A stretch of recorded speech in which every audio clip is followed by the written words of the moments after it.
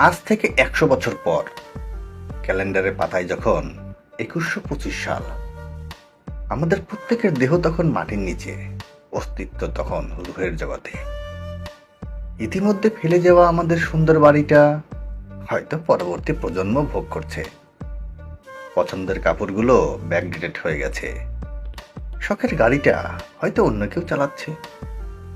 আর আমাকে খুব কমজনই হয়তো স্মরণে রেখেছে। হয়তো কেউ ভাবেও না, তাদের হাতে সময়ই নেই। আচ্ছা, বাস্তবতার এই জীবনে আপনি আপনার দাদার দাদাকে কতবার স্মরণ করেন? আপনার দাদির দাদিকে আপনার কখনো মনে পড়ে?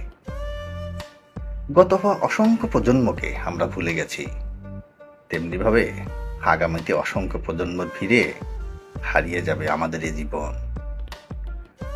বাস্তবতা হচ্ছে, এই জীবনটা আমাদের কল্পনার চেয়ে অনেক ছোট।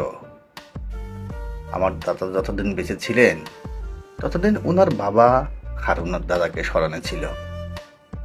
আমার বাবা যতদিন বেঁচে থাকবে ততদিন ওনার বাবা আর ওনার দাদা স্মরণে থাকবে। আমি যতদিন বেঁচে আছি ততদিন আমার বাবা আর আমার দাদা স্মরণে থাকবে।